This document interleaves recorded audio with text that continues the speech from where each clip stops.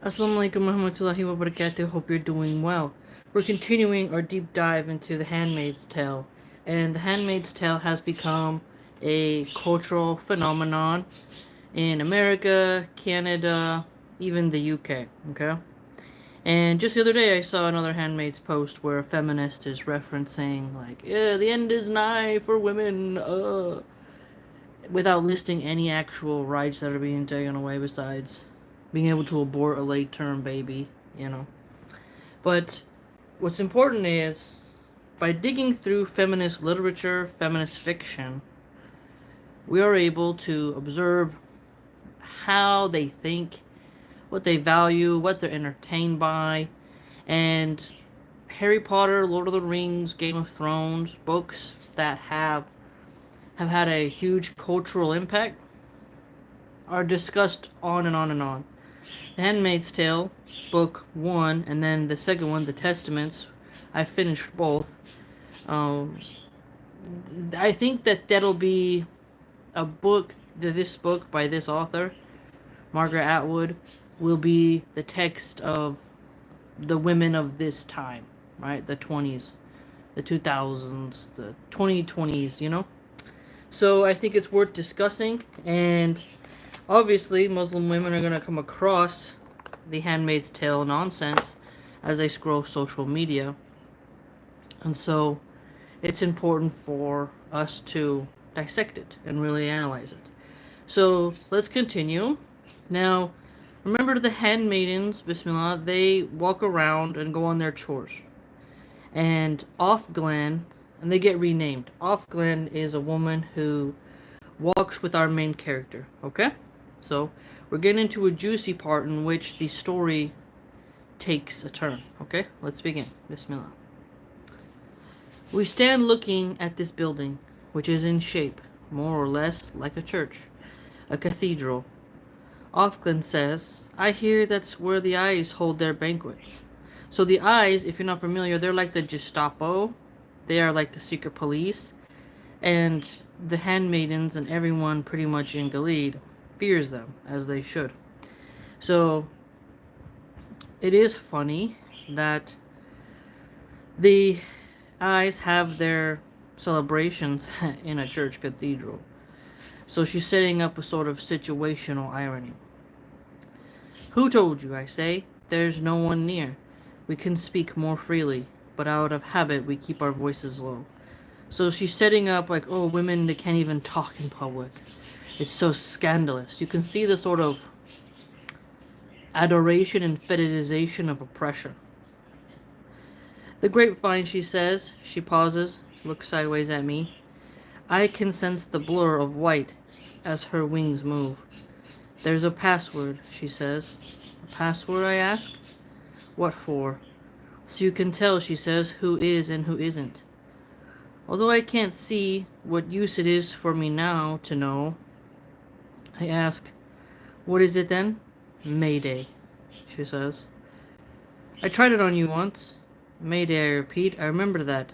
Maydays. Don't use it unless you have to, says Offglen. It isn't good for us to know about too many of the others in the network in case you get caught. So they have a secret passcode. And Mayday is like, when you've seen it used in movies, Mayday is when you're going with your ships, you're going down. Your ship's going down. You're crashing. You need help. Mayday, Mayday. We need some assistance. Mayday, Mayday. You know? So that is what she's getting at here. It is a clever nickname for our characters. A nickname or password for their agenda, right? I find it hard to believe in these whisperings, these revelations, though I always do at the time. Afterwards, though, they seem improbable, childish even, like something you do for fun, like a girls' club, like a secret at school, or like a spy novel I used to read on weekends. So here, what do we see? We see, my thing keeps falling, that handmaids have a secret code. They established a way to get out. Okay? That's important. Okay. Okay. I leave Offglen at the corner. I'll see you later, she says. She glides away along the sidewalk. I go up the walk towards the house. There's Nick's hat askew. Today he doesn't even look at me. He must have been waiting around for me, though, to deliver his silent message. So whenever his hat is askew, this is a secret code that the commander will go and meet our main character when he's not supposed to, thus breaking protocol. Because as soon as he knows I've seen him, he gives the whirlwind one last swipe with the chamois and walks briskly off towards the garage door. I walk along the gravel between the slabs of overgreen lawn. Serena Joy is sitting under the willow tree in her chair, cane propped at her elbow. Her dress is a crisp, cool cotton. For her it's blue, watercolor, not this red of mine that sucks in heat and blazes with it at the same time. Her profile's towards me. She's knitting. How can she bear to touch the wool in this heat? But possibly her skin's gone numb. Possibly she feels nothing, like one formerly scalded. I lower my eyes to the path and glide by her, hoping to be invisible, knowing I'll be ignored, but not this time. Offred, she says. I pause, uncertain. Yes, you. I turn towards her, my blinker light. So, Offred, okay?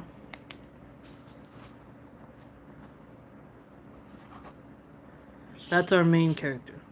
I often just call her the main character, but there's Offglen, which is her walking buddy, and Offred. The names are too similar, and I think this stems from the desire to poke fun at the Amish. Right? She doesn't really seem to like the religious people very much, except for the Jays. And notice here how she describes Serena Joy. She's under the willow tree, which is quite a beautiful tree. She's in her chair, she walks with a cane, and she thinks that her skin has been scalded and that she feels nothing. So, the contrast of the younger, attractive-ish, like she's attractive-ish, she's not some supermodel, but the commander being given the option of having the handmaid who's still fertile and has some perky upper tops, compared to his disheveled wife, who's sort of failing in her old age. You can see why the wives would be jealous at a certain point of the handmaids. Now, the man is given the option to put in his request for a handmaid in order to repopulate the area, but they're only there for about 2 years and then they're transferred to someone else because both men and women at this time struggle with infertility in this dystopian book. And whenever you hear feminists talk about this text, they never talk about how our main character, Offred, pokes fun at the older lady. They don't really do that. But you can see the sort of condescending meanness, Assalamu alaikum amplifier, going on here with our main character upon Serena Joy. And Serena Joy is the wife of the commander. Okay? Don't forget, there's color-coded uniforms, basically, in this society. Everyone has to wear their color, and you can't wear someone's color who you ain't of. Okay? Come over here. I want you. I walk over the grass and stand before her, looking down. You can sit, she says. Here, take the cushion. I need you to hold this wool. She's got a cigarette. The ashtray's on the lawn beside her. A cup of something. Tea or coffee. It's too damn close in there. I need a little air, she says. I sit, putting down my basket. Strawberries again, chicken again. And I note the swear word, something new. She fits the skein of wool over my 2 outstretched hands. Starts winding. I am leashed, it looks like. Man stretched hands. Starts winding. Cobwebbed. That's closer. The wool is gray and has absorbed moisture from the air.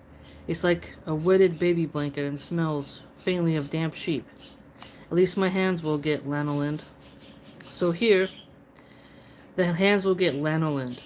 Now, lanolin is a It's like often used as nipple cream so that your nipples don't crack when you're a breastfeeding mom. So it's interesting that she mentions that. And remember, the handmaidens are not allowed to have hand lotion for some reason.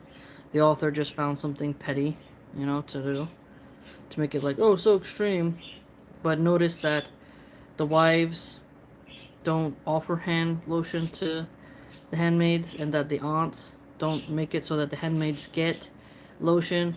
So none of the onus and blame is put upon the women, but instead the onus is all put upon the men in the Gilead patriarchal society as the oppressors. But if you actually examine this text, you'll see that a lot of the women oppress each other, and they're not able to be trusted with each other. Okay?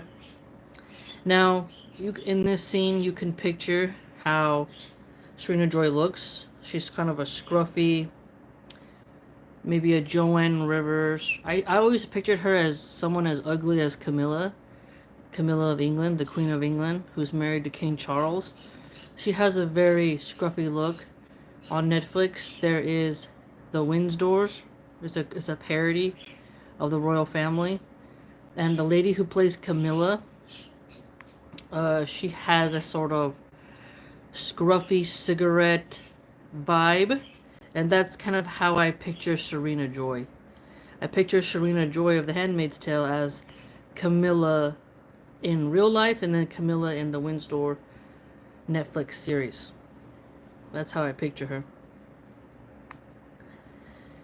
And then she says here, Serena wins. Assalamualaikum, Shug. One of the important points about the book is that the author stressed that the story came to pass because Christianity was distorted by the government. Well, she may say that she wrote it as like Christians should be more accurate with their religion, but at the same time, what the characters in Aunt Lydia and the Testaments in Book 2, they don't allow the women to read the Bible unless you're part of the aunts and you have special access, and they did distort some of the verses of the Bible for the common women, right? But she pulls, when you read the back of the book, she pulls from Islam, Christianity. She insults and parodies every religion except for the Jays. And she talks about her research process, and she just looked at how religions were oppressing women, and she wrote a book to kind of, she's a feminist, so she kind of wrote this to show what it would be like if a patriarchal Christian theocracy took over in a time where fertility rates were going down. So I won't give her any benefit of the doubt because I've read both books, and there is some evidence to suggest that they didn't follow all the rules in Gilead, but she added things in as well, Shug says, when you see those short bob haircuts, you know there's an issue. Yes. Now, the character Serena continues. The cigarette held in the corner of her mouth, smoldering, sending out tempting smoke. She winds slowly and with difficulty because of her gradually crippling hands, but with determination. So, what does we describe her as? She's got crippling hands. She knits, she has a cane, and her skin is a little bit more desensitized. Perhaps the knitting for her involves a kind of willpower. Maybe it even hurts. Maybe it's even medically prescribed. 10 rolls a day of plain, 10 of pearl. Though she must do more than that, I see those evergreen trees and geometric boys and girls in a different light. Evidence of her stubbornness, and not altogether despicable.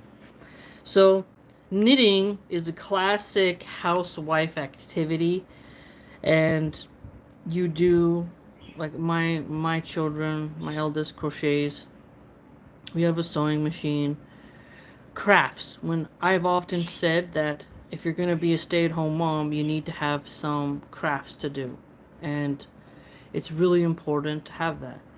The way the author inserts crafts in here to the housewife, and then the main character off Fred mocks it, you can see the condescendingness. Now, one time, okay, actually 2 times. First time, I was in a French class. We all had to get up and say our hobbies. There was like this feminist, liberated chick, and the French teacher said, like, everyone get up, say something about yourself. I hate those things. And I said that I do a lot of... is it plugged in? Oh man, it's not plugged in. Let me see. Oh, baloney. So first, I think my charger...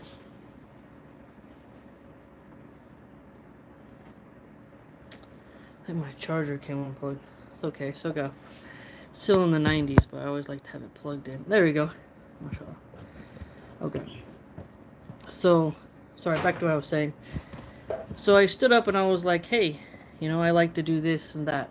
And I said I like to make candles and soaps, Handmaid towel soaps, And she started giggling and making fun of it.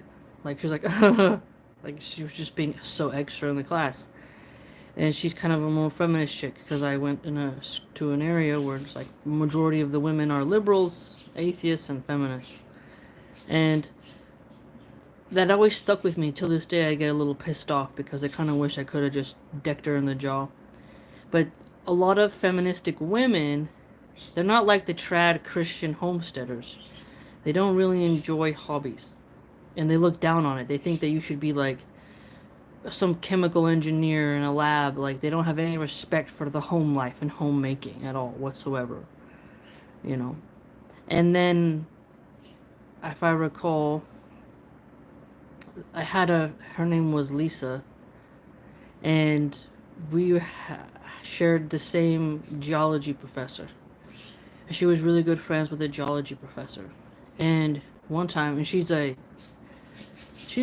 I think you would describe her more as a cultic, but she's definitely a rabid, foaming at the mouth feminist.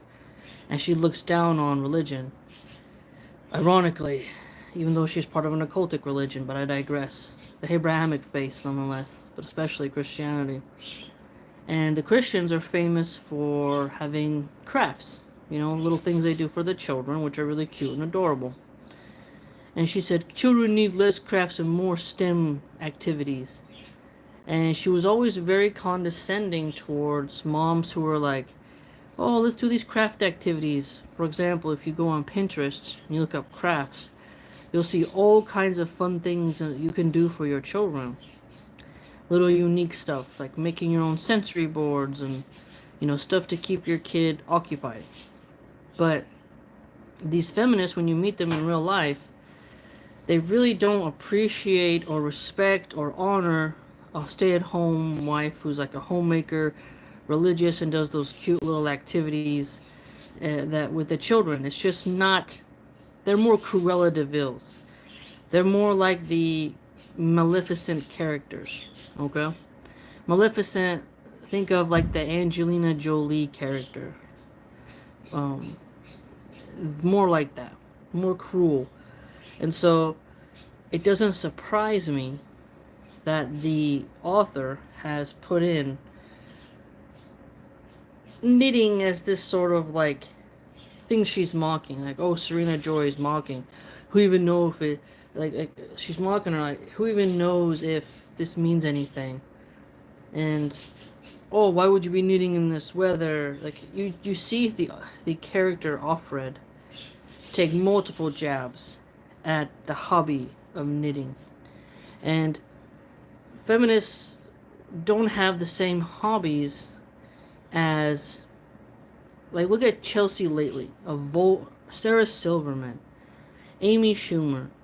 Really gross, loudmouth feminists who, compare them to a good Mormon girl from Utah who got married at like 19 or 20 and has a bunch of kids and she's like 30 and doing activities, you'll see a difference in the hobbies and the way in which they talk about children, the way they treat children, and then the way in which they distract their minds. So it's not an accident that the main character, who's the wife, has knitting and that the author is taking digs at her, and that the younger, perky-titted Offred, who is the handmaid, is like really mocking that.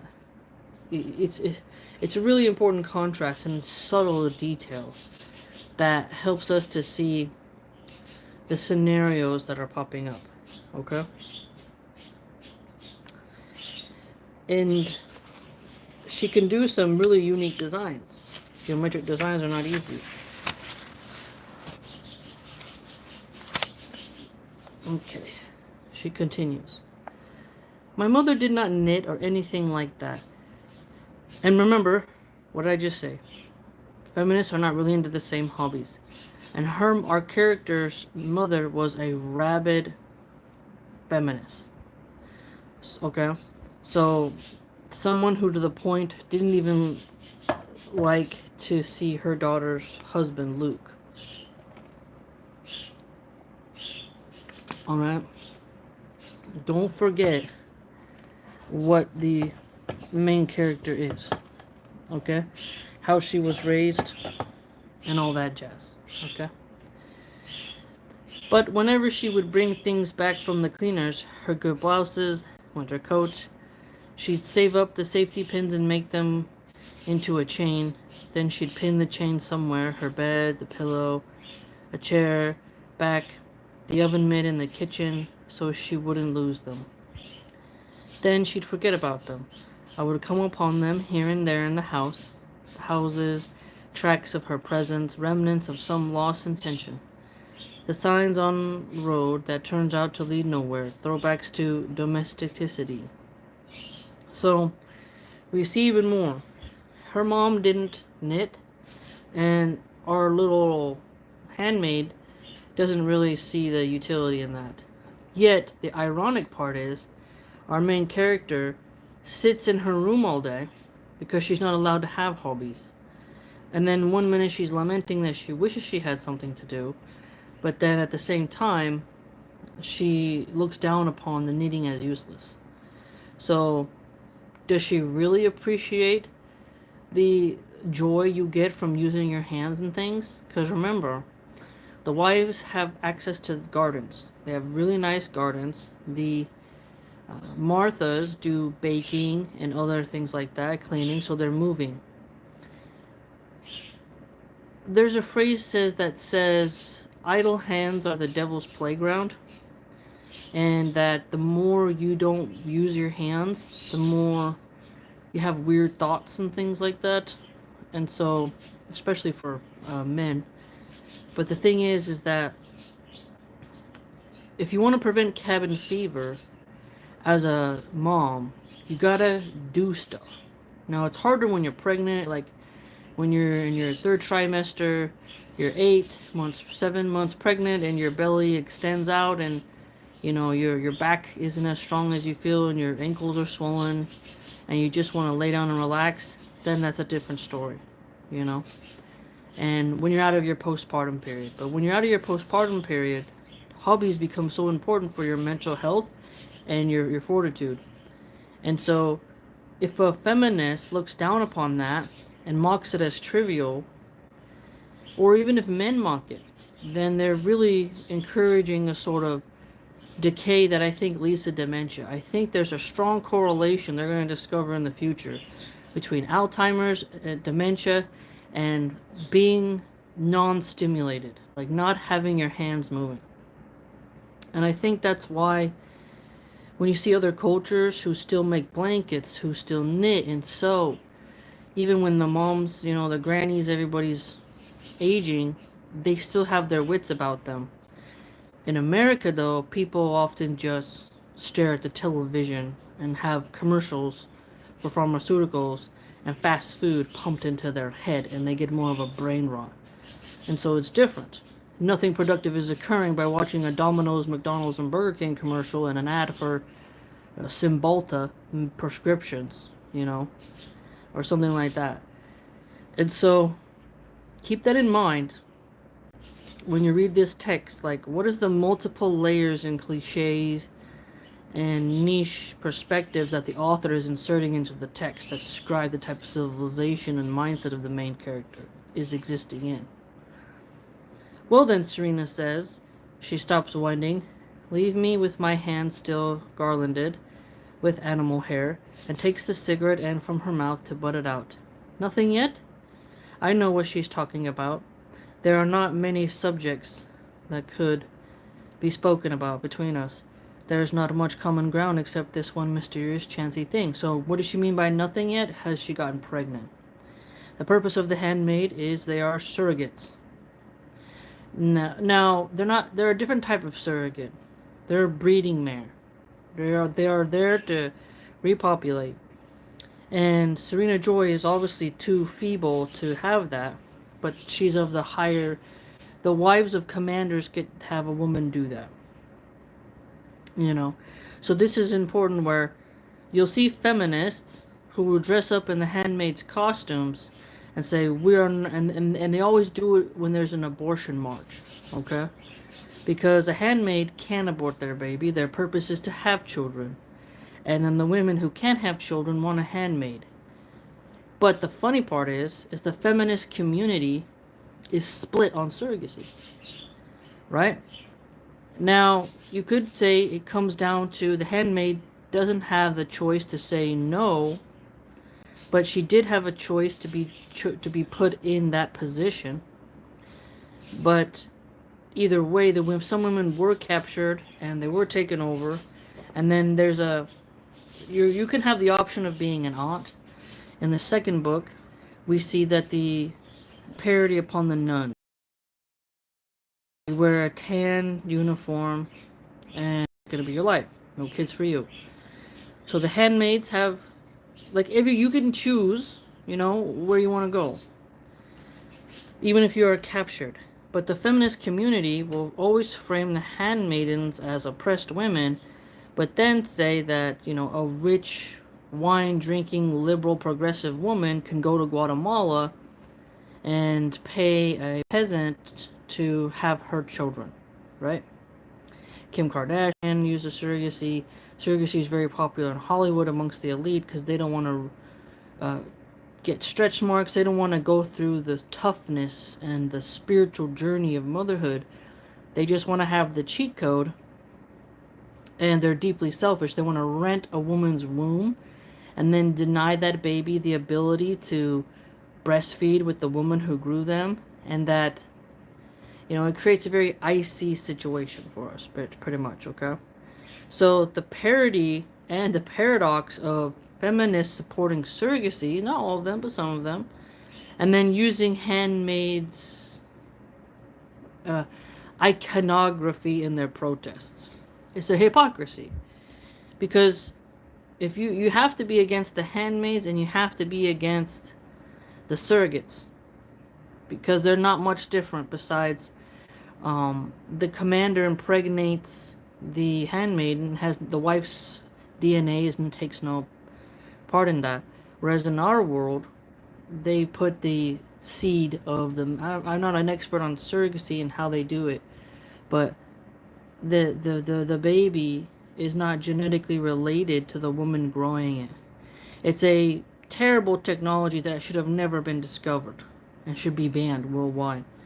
But either way, there's a woman growing a baby who she won't get to keep.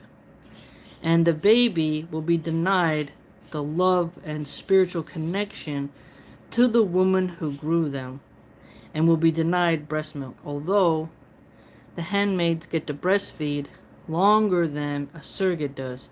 I saw a video where a surrogate, right as the baby came out, she was not even allowed to touch the baby.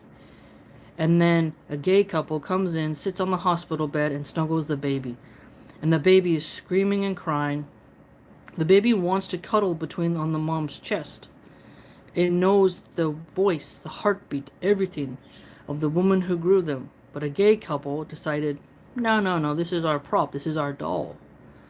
So we're just gonna cosplay and drag this baby around like a little trophy. And it's very, very sad. And so, to be fair, there are some feminists who are against surrogacy, but I'm just pointing out the irony of the Handmaid's Tale iconography in their protests, in their propaganda, while they themselves don't call for surrogacy to be banned and support the Rainbow Mafia doing surrogacy in order to have children because they're not, they can't have children of their own because they're not heterosexuals, right? It's fascinating, so fascinating. So that's what's interesting about this text is how is it used when you come across it being used on social media, especially Instagram. How are they using it? And you can always kind of tell somebody who's read the book or those who just think what the book is about. And that's why we're digging into it. No, I say, nothing. Too bad, she says. It's hard to imagine her with a baby, but the Marthas would take care of it mostly. So here, what do we see? That even though Serena Joy is old, she's got Martha, she's got means, okay? And some people would argue, as I've seen some white Republicans and white liberals say that only certain people of an economic class should have children, you know? And if you look at how Republican Christians cut food stamps programs, and like they don't want these kids to be fed, and when you say like, well, we need health insurance, we need food for our children, they say, well, you shouldn't have had kids if you couldn't afford it. And so you're like, what? Who's gonna make up the military? You know, like what's going on here? So then you also see the contrast of people who used to take the babies and leave them at the Catholic Church's door, or Mormons who have a lot of, it's called Deseret Industries. I'm not sure if they still do it because I haven't visited Utah in 11 years. I haven't gone back. But when I lived there, the Mormon church would give you boxes of food, and it said Deseret Industries, which is linked to their church. So they will give you food, you know. Baptists and Methodists will also have food bank pop-ups. I haven't seen a mosque do that yet, unfortunately.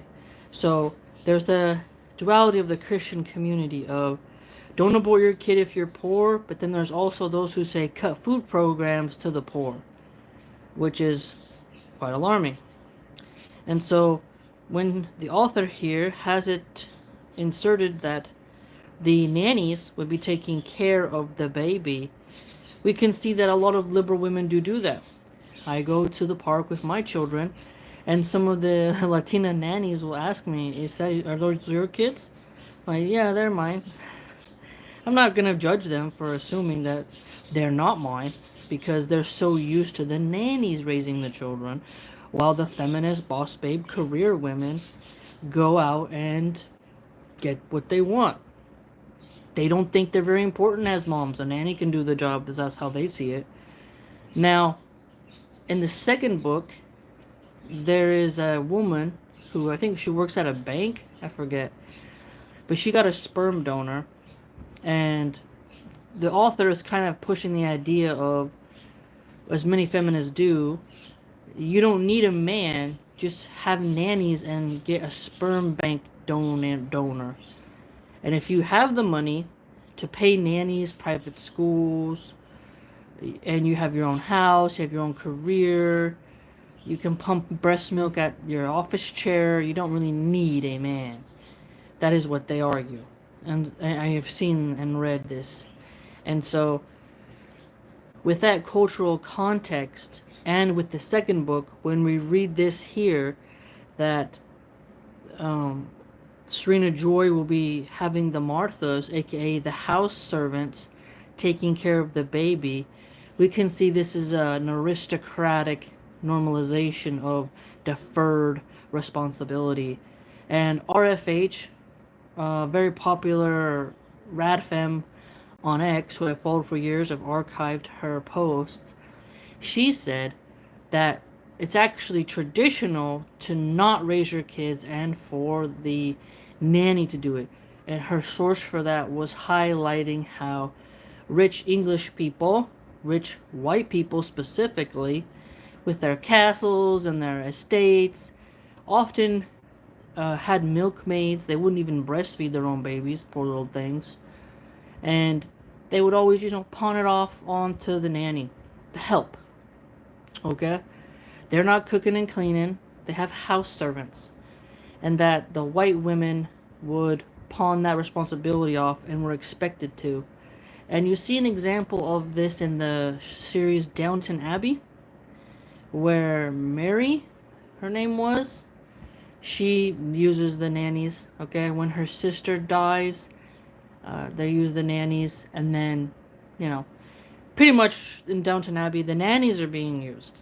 Okay, so, and then let's take another example. In Game of Thrones, Cersei Lannister says she wanted to breastfeed her babies herself.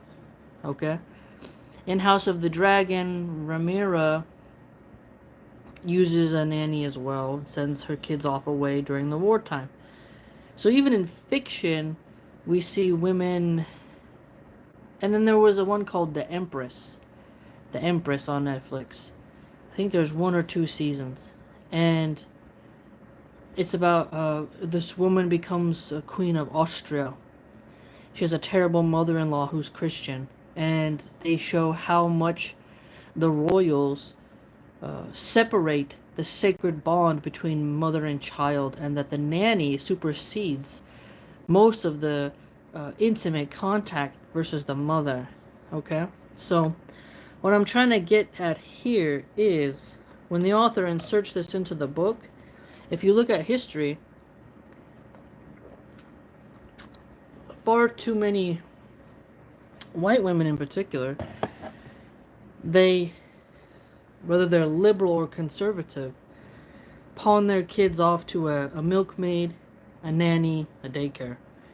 And so it's interesting that in this fictional empire, Gilead, the older women who want a baby in the household and the commander men who want to be able to have children and still maintain their military duties, they're able to do so because they have servants. So this highlights a sort of classicism and the economic benefits that the rich will get versus the common people, right? So it's interesting, very interesting. But the Marthas would take care of it mostly. She'd like me pregnant though, over and done with, and out of the way. No more humiliating sweaty tangles, no more flesh triangles under the starry canopy of silver flowers, peace and quiet. I can't imagine she'd want such good luck for me for any other reason. Your time's running out, she says. Not a question, a matter of fact. Yes, I say neutrally. So what does she mean by your time's running out? So our main character is in her 30s, and when the women are sort of vetted, they're asked, how many children have you had? Are you fertile? Do you have your tubes tied? Have you used birth control? How many miscarriages have you had? And then they want to have the finest stock for the handmaids to be transferred to have children and be this sort of a breeding mare of the commanders, right? But she's in her 30s, and so she's, approaching her 40s before you know it, and she's got a 2-year period to get pregnant by the commander. And so that's what she means by your time's running out, And what they mean by the flesh triangles is, for some reason, this author who's very kinky has made it to where the wife has to be in the room during the coupling session. And it's very weird. But again, when you read feminist literature, they often mix oppression with sensuality and allure and their kinky fetishes and fantasies. That's why when most feminists are like, oh, we're so oppressed, you're like, okay, I can just imagine you watching the most gnarly stuff, the most aggressive stuff, while you're pretending you wish you had a Romeo Shakespeare beta male. Sorry to use the word beta, which is cringe, but I'm just trying to, like, there's this hypocrisy, contradiction, and paradox with the feminist ethos, and it comes out clearly in their writings. I don't know if you get what I mean. Maybe you'll just have to read the books yourself and then read their writings, but there's something odd going on. She says, not a question of matter of fact. She's lighting another cigarette, fumbling with the lighter. Definitely her hands are getting worse. But it would be a mistake to offer to do it for her. She'd be offended. A mistake to notice weakness in her. Maybe he can't, she says. I don't know who she means. Does she mean the commander or God? If it's God, she wouldn't say won't. Either way, it's heresy. No, we know that she's not saying God won't do it. She thinks that her husband is infertile. And remember, one thing that's kind of sad in the series of these books is that the women are mostly blamed for the infertility when the men can have a low sperm count as well. Because remember, we're dealing with a fictional society where there's so much toxic pollution that babies are being born deformed and women are unable to carry to term, and that some people just can't get pregnant at all, right? So that's something. If you recall back in the previous readings, when she went to the doctor offered to make her pregnant so that she wouldn't be sent to the colonies. Okay? And this seems to be in a common practice in Gilead, because if the handmaids don't get pregnant and they're not useful to their assigned task, they'll be sent to the colonies. And the colonies, from what we know, from what little the author says about them, is they're polluted, toxic wastelands. And no one wants to go live there because it's just like a zone that's really horrible. And people often die slowly from a cancer there or something because of the toxic air, the toxic sludge. It's just not a good place, okay? So there's a lot of fear for the handmaidens to get pregnant as fast as possible, okay? I look up at her. She looks down. It's the first time we've looked into each other's eyes in a long time. Since we met, the moment stretches out between us. Bleak and level. She's trying to see whether or not I'm up to reality. Maybe, she says, holding her cigarette, which she has failed to light. Maybe you should try it another way. Does she mean on all fours? What other way, I say. I must keep serious. Another man, she says. You know I can't, I say, careful not to let my irritation show. It's against the law, you know the penalty. So what is Serena Joy getting at? If my husband can't get you pregnant, let's collude and find another man who you can couple with to get pregnant with, because I want a baby. And the darker part is that this is actually a mercy to the handmaid, because if she fulfills her role, she'll have a better life. Whereas if she doesn't produce a child, she will not have much of a good situation. Now, the penalty is what? It's the death penalty, but if you recall in past readings, there's a place called the Wall, and the bodies are hung there as a warning, kind of like how in past empires, the funny part is in the Christian empires, putting someone's head on a spike, a pike, spike, however you want to call it. Many places in the cartels in Mexico will decorate the highways. They put up a rope. They have a body hanging off the highway. In America, Christians would, leave a hung slave in the trees where they did their hanging to show a point. Also in the Wild West time period, the cowboy era, a criminal could be, they had those, I think they called theirs the gallows.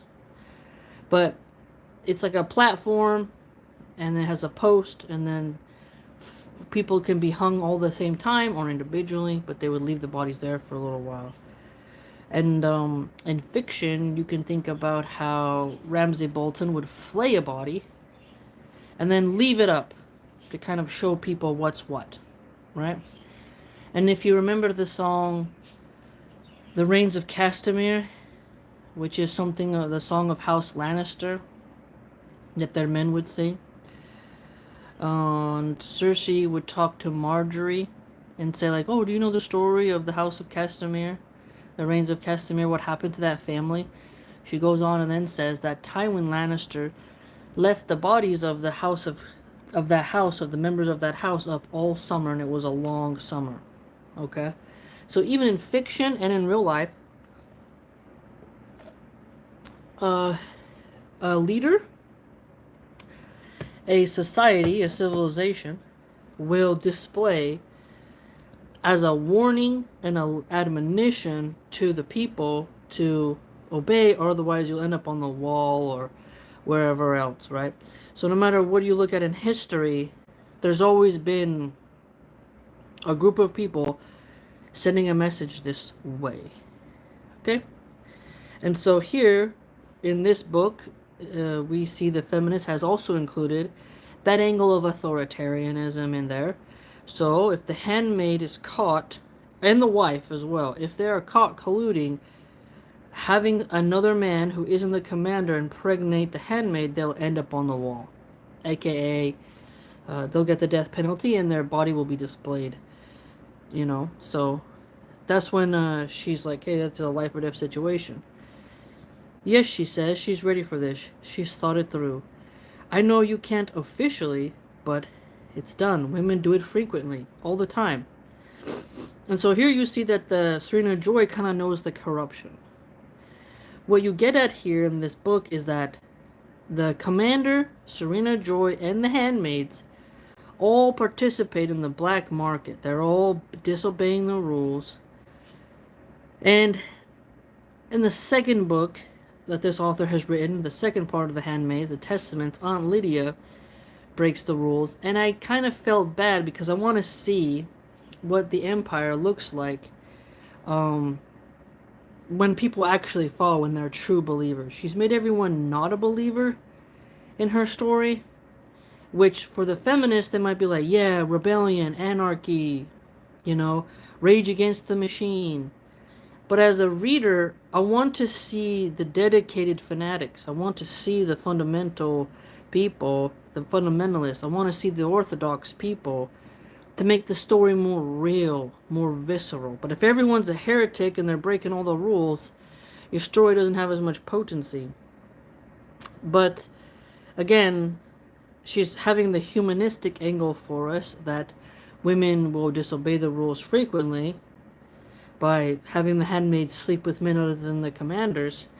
But this also highlights the absurdity of the rule for the handmaids because it forces women to go about finding another way to get pregnant if the commander is unable. See, the handmaid is punished for not getting pregnant, but the commanders are not punished for not being able to get the handmaid pregnant. And they don't have the technology anymore in the dystopian society to vet that who's the infertile one. But the woman will always get blamed. So the women, in order to preserve their life, have to find a way to get pregnant somehow. And this leads to them being exploited. So she's done something clever by including a law in here that shows that women have to break the law in order to fulfill the law, and that it's not a just law. You see, so she's done something clever. I'll give her that. But at the same time, it doesn't really help that every character is breaking the rules. Like, okay, let me give you an example. Harry Potter. Hermione was really into the rules, right? Ron and Harry, not so much. But everyone else in the school, Professor McGonagall, the teachers, they're trying to do the rules. Hagrid breaks some of the rules. You see what I'm saying? But you know that there's students who are just following the rules. You don't want too many rule breaks. Not really having there's so much rule breaking that it's not really having the same potency, if you will. So, with doctors, you mean? I say, remembering the sympathetic brown eyes, the gloveless hand. The last time I went, it was difficult with a different doctor. Maybe someone caught him out, or a woman reported him. Not that they take her word without evidence. Some do that, she says, her tone almost affable now, though distanced. It's as if we're considering a choice of nail polish. That's how off Warren did it. The wife knew, of course. She paused to let that sink in. I would help you. I would make sure nothing went wrong. So here you see that off Warren, that's the name of another handmaid, and the wife colluded to have her get pregnant by someone other than the commander. So this character, Serena Joy, so the wives talk, right? The grapevine. Just like how our off Glenn and off Fran were talking about the secret passcode Mayday that the handmaids use, we now see that the wives, which we already know, have their own ecosystem, their own cabals, for things that they want to get done. And they're desperate. They want a baby, It's really kind of nice how much they value babies, but it's not nice how they get them, right? I think about this, not with a doctor, I say. No, she agrees, and for this moment, at least, we are cronies. This could be a kitchen table. It could be a date we're discussing. Some girlish stratagem of ploys and flirtation. Sometimes they blackmail. But it doesn't have to be a doctor. It could be someone we trust. Who? I say. I was thinking of Nick, she says, and her voice is almost soft. He's been with us a long time. He's loyal. I could fix it with him. So that's who does her little black market errands for her. Is this what he was always gets at in return? What about the commander, I say? Well, she says with firmness, no more than that. A clenched look, like a purse snapping shut. We just won't tell him, will we? This idea hangs between us, almost visible, almost palpable, heavy, formless, dark collusion of a sort, betrayal of a sort. She does want that baby. So what do we see here now? Remember, the commander is using Nick to send secret codes through the way his hat looks to signal to the handmaid when she's supposed to sneak into his quarters and play the word game Scrabble with him, which is against the rules, and he gives her fashion magazines to look at and whatever, behind the wife's back. Now we see the wife scheming against her husband, the commander, to make sure that she gets the baby she wants. And Nick plays a role in being the pawn of the commander and the pawn of Serena Joy. And that must be hard, serving two masters who battle against each other's, value and honor, right? But you can see there's a sort of, not a lot of romance between Serena Joy and her husband. She kind of loathes him. But she wants that baby. That's like going to be her little thing to take care of. It's a risk, I say. More than that. It's my life on the line. But that's where it will be sooner or later. One way or another. Whether I do or don't. We both know this. You might as well, she says, which is what I think too. All right, I say. Yes. She leans forward. Maybe I could get something for you, she says, because I have been good. Something you want, she adds, wheedling almost. What's that, I say. I can't think of anything I truly want she'd be likely or able to give me. A picture, she says, as if offering me some juvenile treat. An ice cream, a trip to the zoo. I look up at her again, puzzled. Of her, she says, your little girl. But only maybe. Now, that is a very potent prize. Get pregnant by Nick, help me get the baby I want, and I'll find a way to get you a picture of your daughter who's being raised God knows where, right? Because the women who are captured and sent to live in Gilead, or who get, as Gilead takes over, the children are going to be put within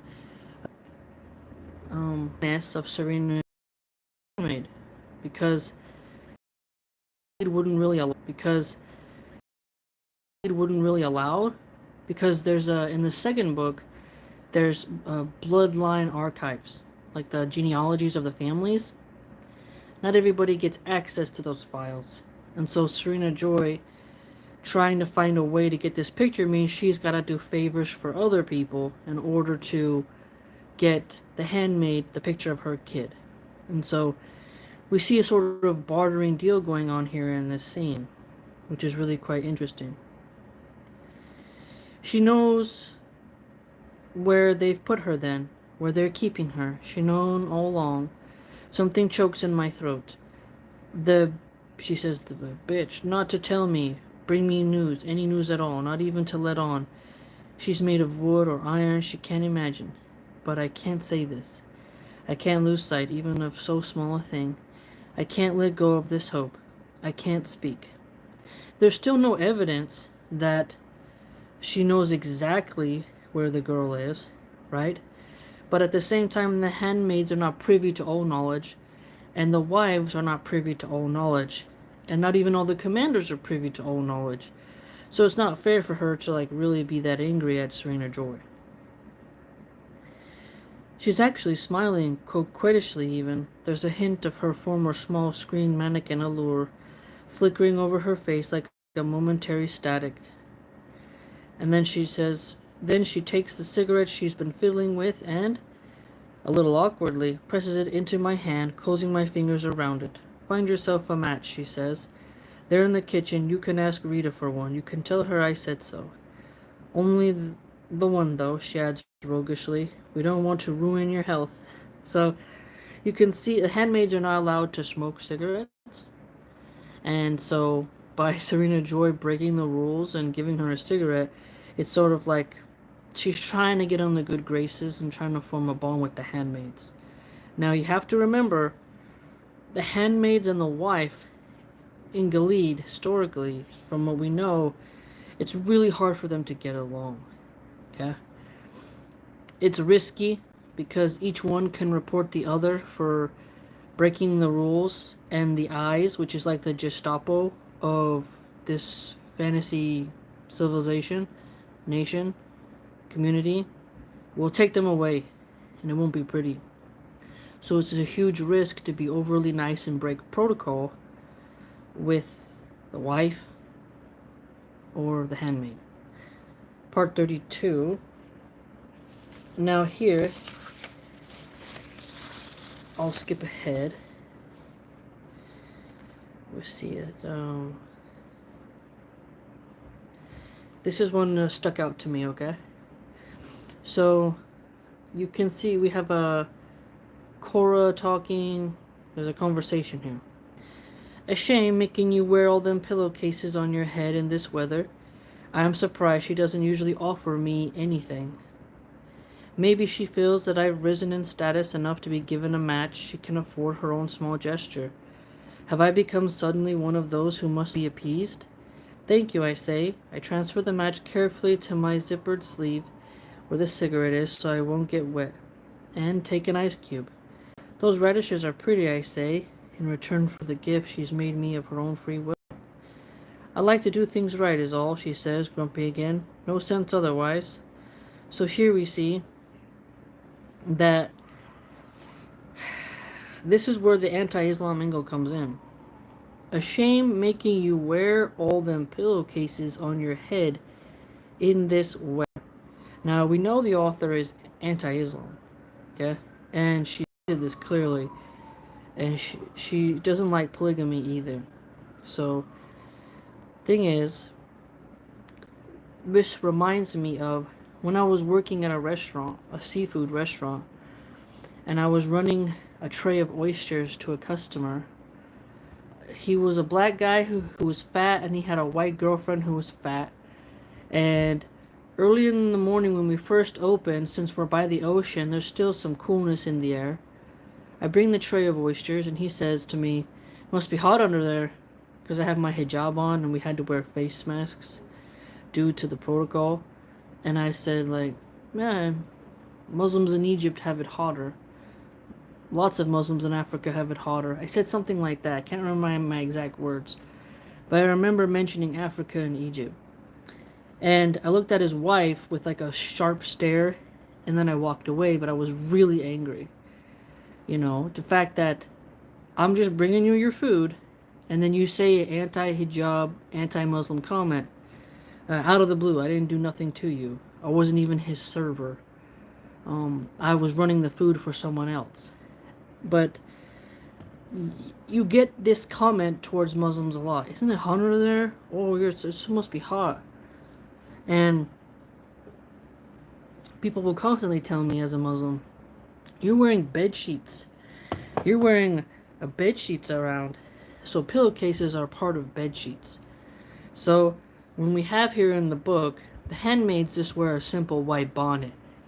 It's not that. Their neck is still exposed, which is the... If you got a breeze on your neck, you're pretty alright. Just, wearing a bonnet, it's not that hot, right?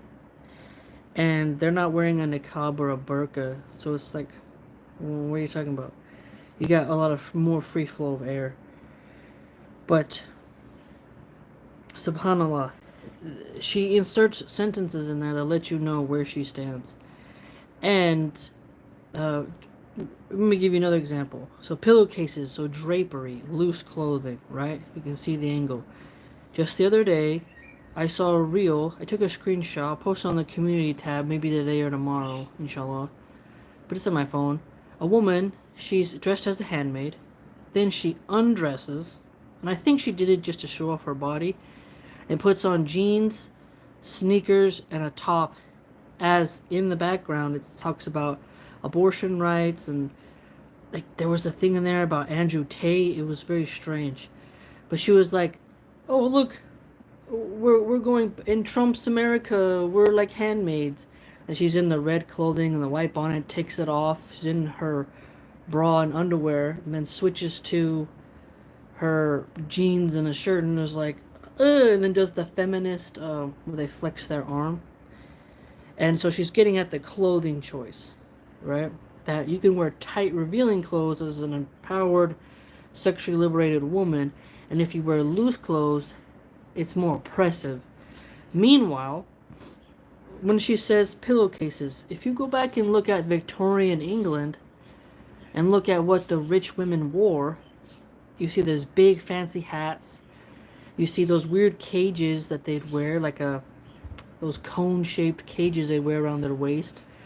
The layers of clothing, all right, and hand gloves, okay. They were not showing skin, and they had a lot of pompery. And I always found it odd that those women, because they're wearing all that cloth, are never called oppressed. But if a woman covers her hair, she's oppressed. It's strange. If you look at pictures of Queen, like a Mary Tudor, they're wearing jewelry and dresses. They have to walk a certain way, talk a certain way. You wouldn't necessarily call them oppressed. But if you're forced to wear loose clothes, or told to wear loose clothing that doesn't show your allure, like you're not wearing a volleyball outfit, somehow you're oppressed. Doesn't make sense. But here, we just see another angle of the author's anti-religious bias, anti-modesty bias. Because remember, she has that leaning to her. Okay, let's see. Alright. Moria is also a main character who is a feminist. Okay, so not only is the mother of our main character is a feminist, our main character's dearest friend is a feminist, the author is a feminist. So it's not hard to figure out what her angle is. Okay? Okay. We'll skip ahead to this part that I highlighted. Ofglen digs me in the side with her elbow to call my attention, and I look up slowly and stealthily. From where we're kneeling, we have a good view of the entrance to the courtyard, where people are steadily coming in. It must be Janine. She meant me to see, because there she is, paired with a new woman, Not the former one. Someone I don't recognize. Janine must have been transferred then to a new household, a new posting. Now remember, Janine is the character who her baby passed away, and Janine is a kind of a more weaker character. She wants to be liked by the aunts. She wants to follow the rules. She's kind of mousy in her appearance, and she suffered with the birthing ceremony, only to lose the little babe. And remember I told you that the handmaids get transferred to a new household once their posting is up?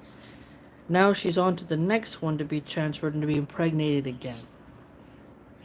It's early for that. Has something gone wrong with her breast milk? That would be the only reason they'd move her. Unless there's been a fight over the baby, which happens more than you think. Once she had it, she may have resisted giving it up. I can see that. Her body under the red dress looks very thin, skinny almost. And she's lost that pregnant glow. Her face is white and peaked, as if the juice is being sucked out of her. It was no good, you know, Offglen says, near the side of my head. It was a shredder after all. She means Janine's baby. The baby that passed through Janine on its way to somewhere else. The baby Angela. It was wrong to name her too soon. And so, she had, it had passed away. It's her second, Offglen says, not counting her own before. She had an 8-month miscarriage. Oh, God protect us. Didn't you know? And so, our main character says, we watch as Janine enters the roped-off enclosure, in her veil of untouchability, of bad luck. She sees me, she must see me, but she looks right through me, no smile of triumph this time. She turns, kneels, and all I can see now is her back and thin, bowed shoulders. She thinks it's her fault, Offglen whispers, 2 in a row, for being sinful. She used a doctor, they say. It wasn't her commanders at all. So now what do we see? We see that Offglen thinks that the reason why she hasn't been able to keep her babies is because she used a doctor. Remember how we discussed earlier? That the commanders, some of them are infertile, and the women will use the doctors instead? Because when the women go to the doctor, that's the only place where there's privacy. And it's hard for the handmaids, because of how they're isolated, to ever have a chance to be alone with a man, okay? Which is intentional. You know, you don't want them out there doing whatever. So, what I thought was pretty vicious, though, that I underlined, was no smile of triumph this time. There's this hatred that the handmaids have for each other. Where so-and-so got pregnant, I'm not pregnant, the evil eye. The handmaids are... There's this duality of being jealous and hateful of each other, because the handmaids have to watch each other give birth. The birth mobile shows up. It's like a red van. Handmaids get in. They all go to the house of the commander, and they chant and do weird things. And there's the aunts there who act as midwives, and they have the baby, and you know they train in the red center together. It's like a cult. So there's this sort of niceness between them, but there's also this sort of envy between them. I'll protect us. So we see our main character being mean here and saying, like, no triumph this time, no smile of triumph this time. And so, again, she's always picking on Janine as well. Always describing her in the most disflattering of terms. Okay? Now, you can describe someone, honestly, but she's quite tense and mean with how she describes Janine and Serena Joy. Okay? And even the commander in the beginning. She's extremely judgmental and vain. And I find that to be quite sad. But again, the Janine character is potent because it highlights to us how the handmaidens are treated, and their mental and physical health isn't taken into much regard.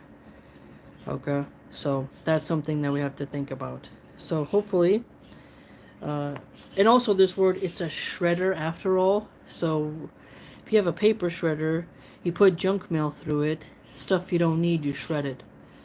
The little baby, it didn't make it, so they give it a terrible nickname of a shredder. They also have a word in the book called unbaby, so it's even worse. If you're familiar, feminists will call babies clumps of cells, parasites, in order to dehumanize the baby so that an abortion seems okay, so that a miscarriage isn't important. It's only a human life when the mother wants it. And so I found this to be quite sad. The language that feminists use when describing little tots, and also the people in Gilead, the way in which they speak about babies who just didn't make it and whatnot, right? Okay. So, thus far, we've gotten to see more about politics of Gilead, how the handmaids are treated, how looks at knitting, how Serena Joy is trying to make a peace offering. Doctors play that the doctors are pretty much fertilizing Gilead instead of the commanders, which is funny because it seems to be that the Gileadian nation wants the commanders to be the ones fertilizing the population to get the numbers up. But it appears that the doctors, they are the ones who are getting that instead. And it's like the doctors are almost like a secret villain that nobody really knows about except for the wives, which makes you wonder what would happen if she doesn't include this, but she should have. What would happen if the eyes, the Gestapo, the secret police of Gilead, found out what the doctors were doing? You know? I'm sure some have gotten caught if we give her some artistic author grace, but that would have been a cool angle where there was like a cabal of doctors who got caught or something, and then that was like another plot line. She could have wrote a third. She could have made many more books of the from the doctor's perspective what Gilead is like, from the Martha's perspective what Gilead is like. She could have done so much more, but she kind of just, it seemed with the second book that she ended her series with Aunt Lydia leaking information to the Canadian government about the corruption inside Gilead and sabotaging the whole operation. So she could have done like a Harry Potter move where you have part 1, 2, you go on and on. That would have been great. Or like the Game of Thrones, you got all the, George R. R. Martin probably will never finish the book because he's a lazy slob. But having multiple series, she could have done that with Gilead. But she got the handmaid's perspective. She could have moved on, like I said. She got the aunt's perspective.